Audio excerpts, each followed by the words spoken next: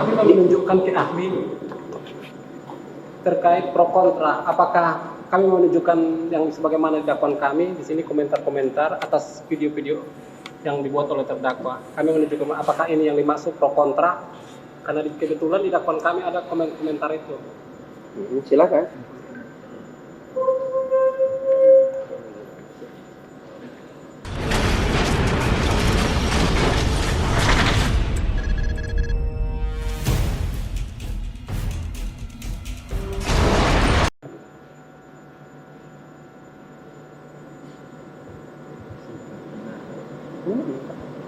Ahli ya, dalam istilah dunia media sosial, apakah ahli bisa menerangkan terkait dengan istilah influensial? Ya, ada istilah influencers atau influential, orang yang influential. Influencers itu adalah akun biasanya itu, kalau di media sosial adalah akun atau netizen di media sosial yang dia tuh biasanya followernya banyak, dia itu punya profil yang khas, apakah dia itu misalnya politisi atau mungkin dia ahli tertentu, mungkin wartawan atau apa, dan dia bisa berpendapat. Nah, kalau dia berpendapat banyak disukain sama follower-followernya. Jadi dia tidak harus mengikuti orang lain, dia tidak harus mengikuti orderan yang lain. Ya, kalau ngikutin orderan biasanya namanya buzzers, ya. Diperintahkan untuk mengamplifikasi. Tapi kalau influencers, dia cukup dengan bahasanya sendiri, ya, dia bisa menyampaikan sesuatu dan followernya akan ikut. Di dalam bisnis itu dimanfaatkan, ya, influencers itu untuk mengangkat brand tertentu misalnya, itu bisa. Lanjutkan ahli ya. Jadi influencer tadi, apakah ahli juga bisa menerangkan terkait dengan istilah influencer itu tadi, terkait dengan kriteria dan batasan bisa dikatakan sebagai influencer? Pada umumnya ini secara umum ya, kalau dilihat influencer itu adalah dari track recordnya. Ketika dia ngeposting itu, dia mendapatkan respon yang tinggi atau tidak gitu.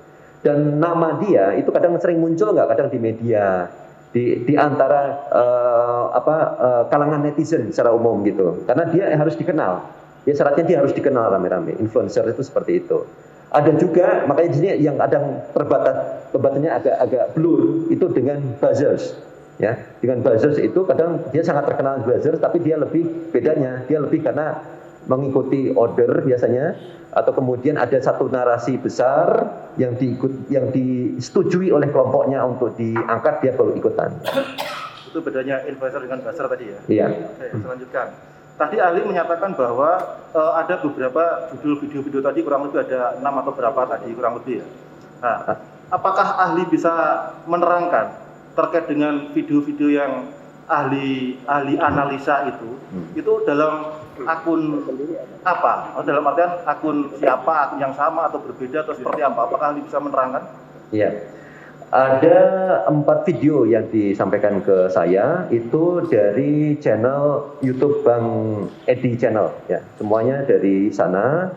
Kemudian kalau saya lihat, biasanya saya melihat dari profilnya, berapa banyak follower dia, ya. Saya harus cek di situ datanya.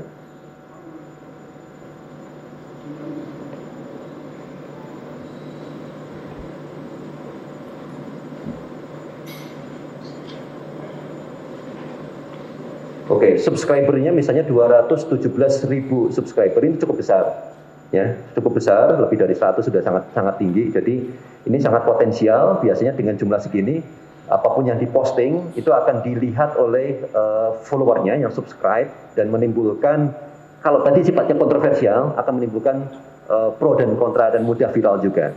Tapi kalau beritanya biasa saja, meskipun dia followernya banyak, biasanya juga nggak tinggi gitu. Seperti itu ya? Ya. Saya lanjutkan, ahli ya. Ahli, terkait dengan terdakwa ini di depan persidangan, di mana dalam dakwaan kami juga berbagai macam komentar di situ. Apakah ahli bisa menerangkan dengan kalian ahli terkait dengan media sosial ini, dengan adanya video-video yang saudara analisa tadi, di mana muncul komentar-komentar yang begitu banyak? Apakah ahli juga sempat menganalisa itu terkait dengan komentar atau subscribe atau viewer itu, apakah terkhusus komentar, apakah ahli bisa menguraikan? Iya. terkait dengan keahlian saya, komentar itu biasanya saya bagi dalam beberapa hal, misalnya pro, kontra, atau ada pendapat yang lain. Karena itu penting buat saya untuk mengetahui apakah terjadi pro dan kontra. Setelah melihat komentar-komentar, saya menganalisisnya secara sederhana ya, terbatas. Ada tiga kelompok komentar ya. Sebentar ini saya cari. Ini ada 3 jenis komentar. Mana tadi ya? Ada. Yang pertama adalah mereka yang mendukung ya. Nah ini mendukung narasi dalam video tersebut, itu kelompok yang pertama setelah saya lihat. Yang kedua adalah yang tidak setuju dengan narasi tadi, dan ada yang ketiga, ada yang tersinggung. Tapi yang tersinggung ini dia lebih ke tidak setuju, tetapi sampai kemudian ketersinggungannya itu bisa menimbulkan aksi di lapangan. Saya lihat seperti itu. Ada contoh, misalnya dari data saya kumpulkan respon di Twitter khususnya, ya, respon yang mendapatkan retweet yang tinggi. Retweet itu berarti di-share ulang, sangat tinggi. Artinya orang melihat itu sangat influensial. Nomor 1 respon ya itu dari Pak Daya, itu paling tinggi. Dia pada saat saya analisis itu sampai 876 kali di-share, itu yang di Twitter. Dan itu gambarnya, dia nge-share dengan bentuk gambar, dan gambarnya itu ada dengan background api menyala ya. Dan itu isinya adalah ajakan kepada ormas kebangsaan, unsur masyarakat Dayak Kalimantan Tengah untuk turun ke jalan. Jadi dari situ ini ternyata yang paling tinggi. Ya, dari video kemudian mereka merespon, terus kemudian mengajak turun di lapangan, dan itu informasi itu tertangkap di media sosial di tool saya ini. Jadi saya melihat ini ada potensi juga itu untuk kemudian dari online menjadi offline. Seperti itu ahli ya. Saya lanjutkan. Saya tertarik dengan pendapat ahli tadi terkait dengan beberapa poin di mana terhadap dampak unggahan itu tadi ada yang mendukung, tidak setuju, dan tersinggung. Apakah ahli bisa menguraikan dan menerangkan terkait dengan kualifikasi atau batasan ini bisa dikatakan mendukung, tidak setuju, atau tersinggung yang tadi ahli menyatakan bahwa lebih tingginya adalah tersinggung itu tadi. Batasan-batasannya itu bisa dikatakan itu seperti apa kualifikasinya? Kalau isi konten seperti tadi itu bukan keahlian saya melihat dari kelompok klaster ya.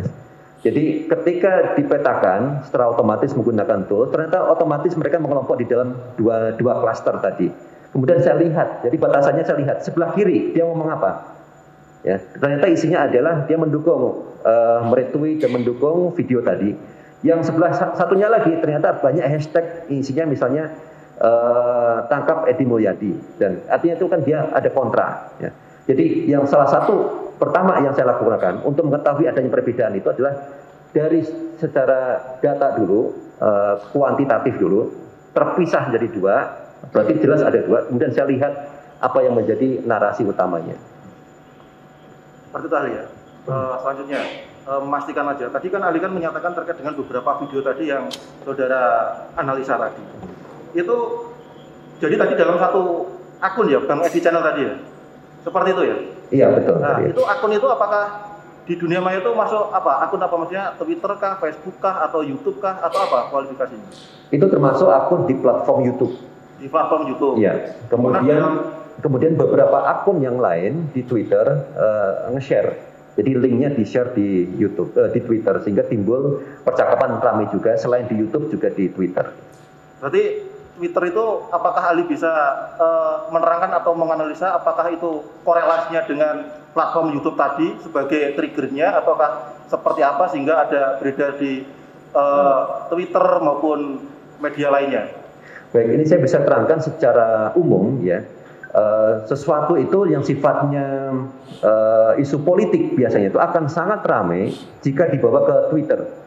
Karena Twitter itu sifatnya lebih terbuka dan itu bisa mudah viral sana kemari. Dan di Twitter itu ada, kalau di hashtag itu ada trending topic. Di trending topic itu banyak wartawan televisi itu suka melihat itu, dan harapannya kalau masuk trending topic itu masuk di pemberitaan. Ya. Jadi banyak sekali yang kemudian berusaha membawa yang ramai di Instagram, di YouTube, dibawa ke Twitter supaya muncul trending topic sehingga menjadi isu nasional supaya ditangkap oleh wartawan-wartawan televisi. Itu secara umum kebanyakan gitu. Dan ini salah satu pola yang kelihatan dari beberapa netizen yang ada di Twitter. Dia melihat video di YouTube dipindahin ke Twitter supaya terjadi ramai percakapan tidak hanya di YouTube tapi di Twitter sehingga lebih terbuka. Dan ternyata yang jadi adalah ada kontra. Dan kontra pun dimanfaatkan oleh mereka karena di Twitter itu mudah jadi trending topik. Dia bikin trending topik. Tangkap Edi Mulyadi itu dimanfaatkan juga untuk membangun opini kontra terhadap si pembuat video. Seperti itu ahli ya. Terakhir ahli, terkait dengan video-video tadi itu dalam satu akun YouTube Bang Edi Channel ya, benar seperti itu? Iya betul. Apakah ahli juga sempat melihat beberapa tayangan dalam video-video tadi ataukah sepintas atau durasi berapa lama? Ya, itu panjang sekali. Ada yang lama, saya nggak lihat secara keseluruhan. Tapi sempat melihat ya? Iya, saya lihat semuanya. Substansinya sempat lihat ya? Iya, saya lihat. Apakah yang ahli lihat itu dalam akun YouTube Bang Edi Channel itu adalah terdakwa yang kita hadirkan di persidangan ini?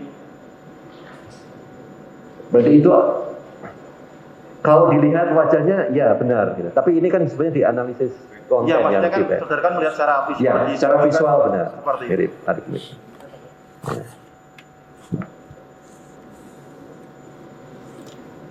Izin majelis sebelum diserahkan ke penasihat hukum, kami menunjukkan ke ahli terkait pro kontra. Apakah kami menunjukkan yang sebagaimana dakwaan kami di sini komentar-komentar atas video-video yang dibuat oleh terdakwa. Kami menunjukkan apakah ini yang dimaksud pro kontra, karena kebetulan di dakwaan kami ada komentar itu.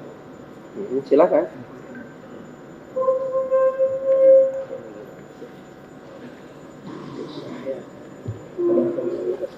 Berdengar? Ya. Ya. Silakan, terdakwa silakan.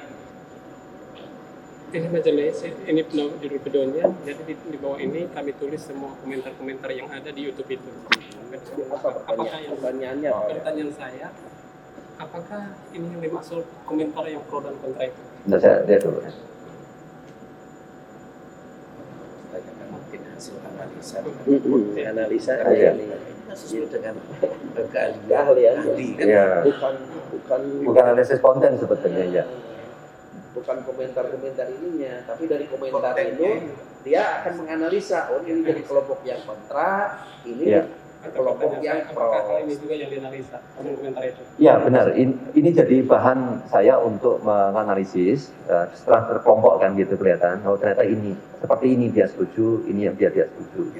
Hasil akhirnya itu, Nah, Ya, itu aja nanti. Ya. ya, Lalu kemana Silakan. sebenarnya kan hanya itu ya. Ya. Dari konten itu setelah dianalisa hasilnya seperti apa kan? ya, betul. Minta pendapat ahli kan?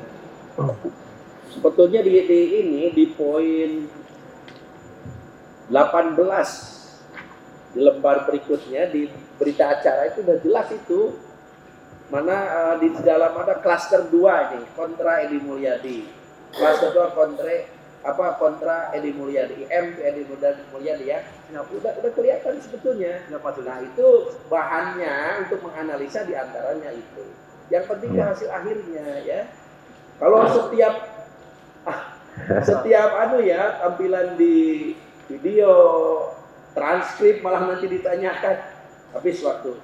Saudara harus bisa membedakan ya mana yang langsung mendukung unsur atau tidak, silakan. Berbeda nanti dengan kelompok ini akan kemana-mana karena memang dia untuk membuktikan sebaliknya kan begitu ya. Saya hanya menjaga waktu aja. Terus terang majelis ini bingung ya.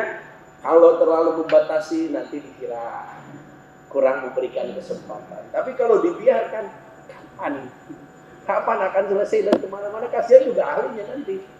Tapi silakan ya, silakan. Terima kasih majelis, kami lanjutkan dari JPU cukup majelis. Sudah? Cukup ya? Silakan dari penasihat hukum.